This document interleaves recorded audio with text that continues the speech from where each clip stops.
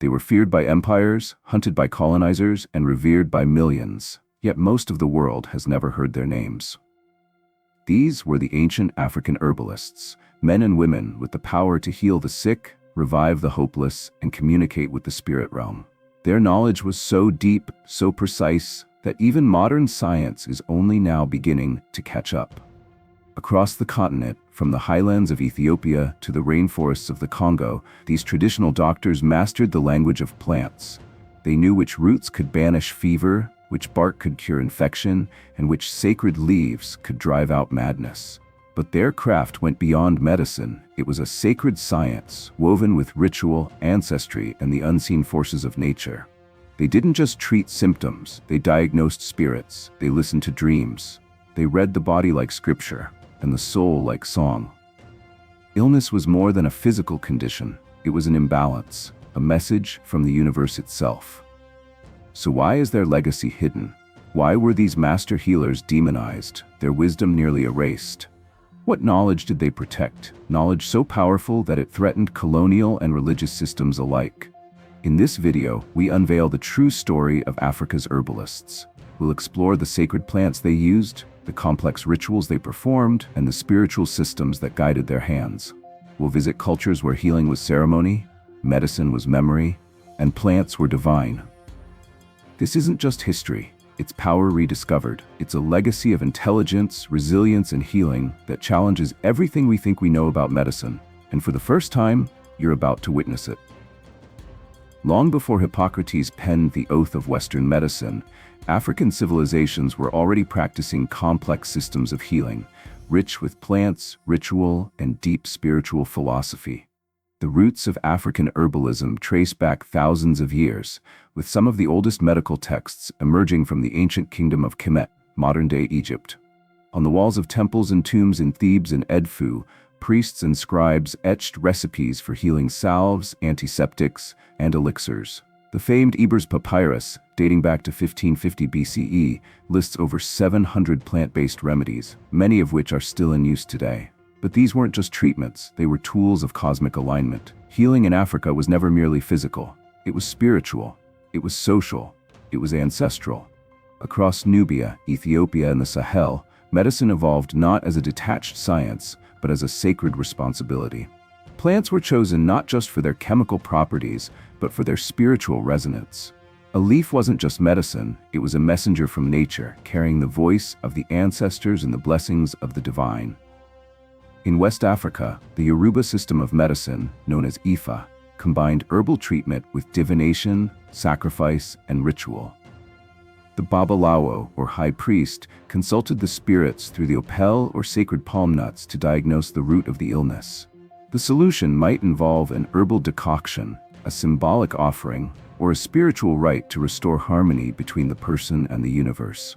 Among the Dagara people of Burkina Faso, healers known as Contemplé mediums communicated with elemental beings and used herbs to guide people through emotional trauma, spiritual disconnection, and physical disease. Healing was holistic, embracing the mental, the mystical, and the material in one seamless framework.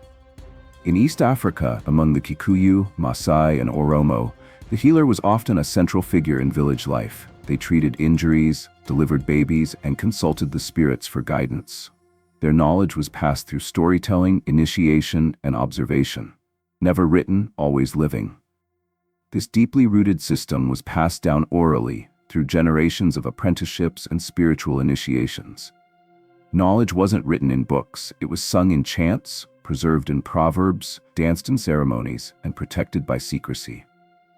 An herb's true use was often hidden behind layers of symbolism, only accessible to those chosen by the spirits or trained by elders. Even the act of harvesting herbs was sacred. It had to be done at specific times of day, with the right prayers, offerings, and intentions. The healer's connection to the plant wasn't transactional, it was relational. They believed that plants, like people, had spirits. To receive healing from them, one had to approach with respect, humility, and purpose. Colonial narratives often dismissed these systems as superstition, but recent studies have confirmed that many African herbal practices are not only effective, they're scientifically valid. Plants like Artemisia afra, Prunus africana, and Vernonia amygdalina have shown potent medicinal effects in clinical research. The tragedy, however, is that much of this knowledge was disrupted. Colonization, forced religious conversions, and cultural erasure fractured the lineage of these traditions. Yet despite centuries of suppression, the roots of African herbalism still grow strong, especially in rural communities where traditional healers remain the first point of contact for millions. To understand African medicine is to understand Africa itself, alive, layered, and deeply sacred. To the ancient African herbalist, every plant was a library, a vessel of divine knowledge, healing power, and spiritual wisdom. These weren't just remedies, they were sacred allies. The use of specific plants wasn't based on trial and error, but on generations of observed healing, spirit communication, and an intimate relationship with nature. One of the most revered is iboga, native to Central and West Africa. Among the Bwiti people of Gabon, iboga isn't just a medicine, it's a portal. Its root bark contains powerful psychoactive compounds used in initiation rites that connect the living with their ancestors. In the West, iboga is now studied for its remarkable ability to treat opioid addiction. But African healers have long known its capacity to cleanse not only the body, but the soul. In the highlands of East Africa, Artemisia afra, or African wormwood, has been a staple for treating colds, fevers, and malaria. Modern science recognizes its antimicrobial and anti-inflammatory properties, yet its use goes far deeper in traditional medicine. It is burned in purification rituals, brewed in sacred teas, and applied to the body to drive out malevolent spirits. Another botanical titan is the kola nut, native to West Africa. Once used in ancient trade routes and still offered in ceremonies today, the kola nut is both stimulant and symbol. It awakens the mind, sharpens focus, and is considered a sacred item in rituals of respect, divination, and ancestral offerings. In Yoruba culture, its breaking signifies peace and trust between people and spirits. Baobab, the tree of life, offers medicine in every part: leaves, fruit, bark, and roots. Its fruit pulp is a powerful antioxidant and anti-inflammatory, used to boost immunity and treat digestive issues. But more than that, the baobab is a spiritual anchor. Healers meditate beneath its massive trunk, and some tribes believe it houses the spirits of ancient ancestors. In the rainforests of the Congo, muabo, from the Nauclea genus, is used to treat dysentery, fever, and even snake bites. Shamans claim it possesses the ability to cool the fire within, a metaphor for its calming and detoxifying effects. It is often part of complex herbal blends, each ingredient chosen with spiritual intent. Many African herbalists create personalized remedies, a specific combination of roots, leaves, barks, and resins, tailored not just to the illness, but to the individual's lineage, dreams, and spiritual alignment. Plants like Neem, soursop, African ginger, and Moringa aren't just supplements. They are tools of energetic balance, prescribed with chants and prayers that activate their healing frequency. Often a plant's power isn't just in its chemistry, it's in its story, its place of origin, the myth tied to its discovery, the ritual required to harvest it, all inform how it's used. Some herbs must be gathered under moonlight, others during thunder. Some can only be touched by women, others only by those who have fasted or undergone spiritual cleansing. These sacred plants were, and still are, part of a larger cosmology. A world where every leaf has a spirit, every root has a memory, and every healing is a conversation between the human and the divine. In the hands of a true herbalist, a plant isn't just a cure, it's a prayer made flesh. Behind every sacred plant, every healing ritual, stands the healer, the vessel of ancestral wisdom, spiritual insight, and practical skill. These were not mere medicine men. They were chosen by destiny, often marked by signs from birth, and trained through visions, trials, and years of apprenticeship. Across the continent, these healers go by many names. Among the Zulu of South Africa, they are the Sangomas, diviners who commune with ancestors through bones, dreams, and trance. In Yoruba tradition, they are Babalawos and Ialawos, high priests and priestesses of Ifa, who use the Opele and Ifa corpus to read spiritual messages encoded in the cosmos. In Congo, they are the Ngangas, spiritual doctors who mix herbs with ritual magic to diagnose and cleanse. Each culture has its own path, but the foundation is the same. The healer is a bridge between the living and the dead, between the seen and the unseen, between the suffering and the cure. Becoming a healer is not a career, it's a calling. Often it begins with illness, a mysterious sickness that no doctor can treat. The future healer is tormented by visions, dreams, and voices. They may be misunderstood, even feared by their community. But once taken under the wing of a master, they undergo an initiation that transforms them. They learn how to speak to plants, listen to spirits, and diagnose illness not just with eyes, but with intuition. Training is rigorous. It involves memorizing plant properties, participating in rituals, fasting, isolation, and spiritual cleansing. In many cases, the apprentice must learn the cosmology of their people, the myths, the gods, the ancestral lineages, because healing is rooted not just in biology, but in belief. Among the Dagara of Burkina Faso, a healer must commune with the elements: water, fire, earth, mineral, and nature. Their balance dictates health, and their disharmony causes illness. The healer becomes a spiritual technician, rebalancing these forces within the patient through herbal medicine and ritual guidance. Healers do more than cure disease. They interpret dreams, mediate disputes, bless marriages, protect children, and guide the dying into the next world. They are therapists, mystics, botanists, and spiritual warriors all in one. In many communities, the healer is the first person visited in times of trouble. Before a child is born, before a marriage is sealed, before land is blessed, the healer is consulted. Their word carries more weight than any politician or preacher, because they don't just speak for themselves. They speak for the ancestors. They carry the weight of lineage. They are memory keepers of their people, living archives of herbal formulas, stories, and taboos. Their bodies become libraries, their lives sacred contracts. Despite colonization and modern skepticism, many traditional healers still thrive today. In countries like Ghana, Nigeria, and South Africa, they continue to serve millions. Their clinics may be small mud huts or open-air shrines, but their influence stretches far and wide. Their survival is a testament to resilience, a living defiance against erasure, and most of all, a reminder. Healing is not just about the body, it's about the soul, the story, and the connection we share with all life. To understand the true depth of African herbalism, you must step into the heart of its practice, the ritual. Healing wasn't just a transaction, it was a ceremony, a performance of harmony between the natural, the ancestral, and the divine. Picture this: a patient enters a sacred clearing, surrounded by elders, drummers, and chanting relatives. The healer emerges, adorned in sacred garments, carrying bundles of herbs, cowrie shells, and symbolic objects. There is smoke in the air, burned resins like frankincense or mfefo, used to purify the space and invite the spirits. Every sound, every scent, every movement is intentional. Healing begins with divination. Using bones, shells, or sacred texts, the healer uncovers the cause of the illness, often rooted in a spiritual imbalance, ancestral offense, or emotional trauma. Physical symptoms are only the surface. The real sickness lies deeper. Next comes ritual cleansing. Patients may be bathed in herbal infusions, sprinkled with sacred waters, or sweated in smoke-filled huts to expel negative energies. Drumming intensifies, inducing altered states. The healer may enter a trance, channeling ancestors who guide the treatment. Dance and song are central, not for entertainment, but for transformation. Movement realigns the body with spiritual forces. Songs carry coded wisdom, passed down for generations, invoking deities and healing energies. These rituals aren't passive, they demand the patient's full participation, making them an active agent in their own restoration. In some traditions, such as among the Xhosa or the Dogon, animal offerings may be made, not as superstition, but as an exchange of energy, a sacred transaction to restore cosmic balance.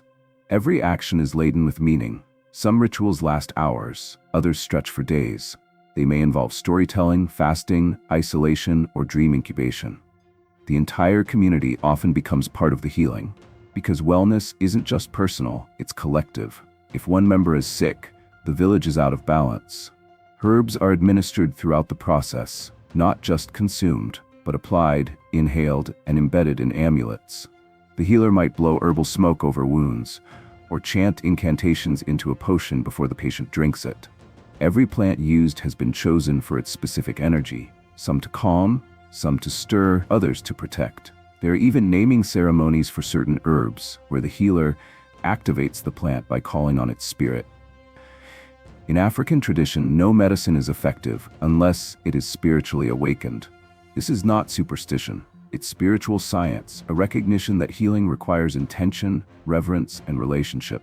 And perhaps most profound, many of these rituals aren't aimed at curing a disease, but at realigning the patient with their purpose. Illness is often seen as a sign of disconnection, from ancestors, from the self, from one's destiny. Healing means returning to one's path. This is why many recovered patients don't just feel better, they feel reborn. Not just healed, but awakened. These sacred ceremonies may look mysterious to outsiders, but to those within the tradition, they are as precise, powerful, and effective as any clinical treatment, because they operate on multiple levels of the human experience. In a world that often treats the body like a machine, African healing reminds us, we are not just flesh and blood, we are stories, spirit, and song. And to heal fully, all of those parts must be honored. Some stories defy explanation. Others demand we expand our understanding of what healing truly means. Across Africa, generations have whispered tales of miraculous recoveries, some too precise to be coincidence, too consistent to be myth. In a village in northern Ghana, a young girl was born unable to walk. Doctors said she'd never stand. Her family, devastated, turned to a local healer known for working with ancestral herbs. For weeks, the healer prepared poultices, massaged her limbs with heated oils infused with Sodom apple and cassia, and performed nightly rituals beneath the stars. One morning, as the drums called the village to gather, the girl stood on trembling feet and walked. In the forests of Gabon, a man consumed by grief and hallucinations after his wife's death was believed to be cursed. His family took him to a Bwiti healer. Over several nights, he underwent an iboga ceremony, deep trance, purging, and visions. When he returned, he spoke of seeing his ancestors, of being told to forgive, to live. The voices that once haunted him were gone. His sanity restored.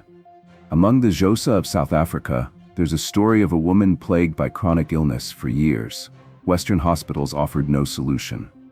A Sangoma revealed through divination that she had ignored her ancestral calling to become a healer. Terrified, she resisted, but her condition worsened until she surrendered and began initiation. Midway through the training, her sickness vanished. Today, she is one of the region's most respected diviners. These aren't isolated incidents.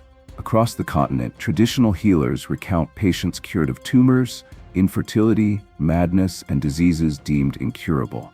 Their success isn't rooted in miracle alone, but in knowledge of the body, the herbs, and the soul. There's a reason millions still seek out traditional doctors, not as an alternative, but as their primary form of care. In many rural areas, healers have better diagnostic intuition than underfunded clinics. They treat the whole person, body, mind, and ancestry. But beyond the physical transformations are the emotional ones. Countless people testify to finding peace, direction, and clarity through ritual healing. They don't just walk away healthier, they walk away knowing who they are. These stories are rarely documented in journals. They're not dissected in labs or praised in textbooks, but they endure, because they are living proof that healing doesn't only come from pharmaceuticals or procedures. It can come from touch, from prayer, from memory, and from the earth itself. Science is beginning to catch up. Researchers are studying African herbs once dismissed as folklore.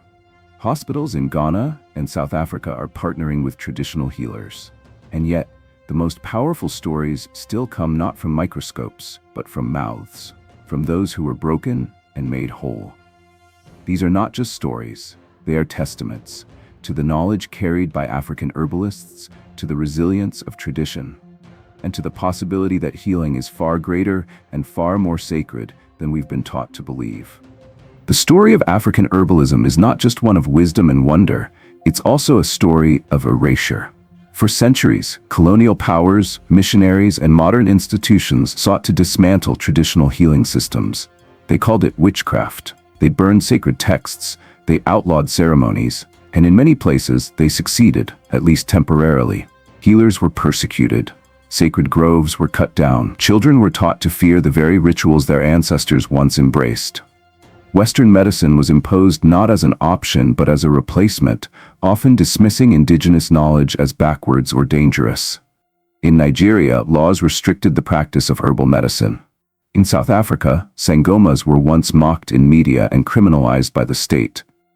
Across the continent, a generation was raised to believe that healing must come from a white coat, not a sacred drum. But even in silence, the knowledge survived. It lived in grandmothers' kitchens, in hidden shrines, in whispered prayers. It was guarded by those who remembered, not just out of loyalty, but out of necessity. When hospitals failed or were out of reach, people turned to what they knew: the leaves, the roots, the songs. Today, a revival is blooming. In Ghana, the government formally recognizes traditional healers and integrates them into rural healthcare. In South Africa, universities are researching the pharmacological effects of indigenous herbs.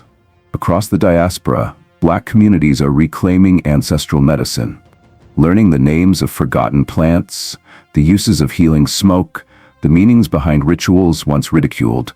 Young Africans are returning to the villages of their elders, asking questions, recording stories, and reconnecting with their roots. Herbal markets that were once shrinking are now thriving. Online platforms are sharing ancient remedies with global audiences. This isn't nostalgia, it's resistance.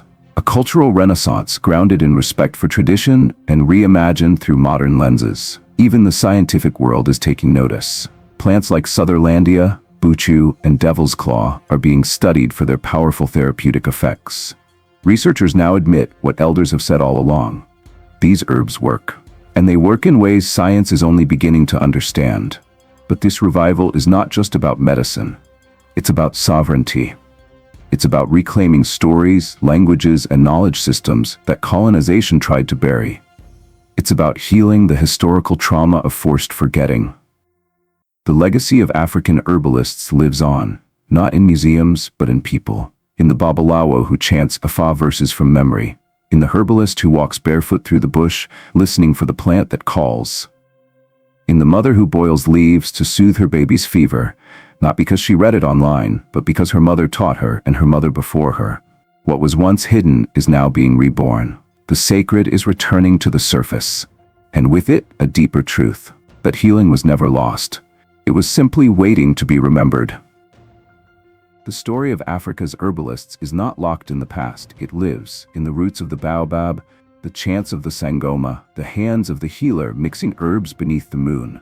It's a story of survival, of sacred science, silenced but never destroyed, of people who listened to the land and learned to heal, not just bodies, but souls. These ancient doctors didn't use fancy machines. They didn't need prescriptions. They worked with memory, spirit, vibration, and the wisdom of thousands who came before. And despite centuries of suppression, they endured, because truth, especially sacred truth, cannot be erased. Today, that truth is rising again.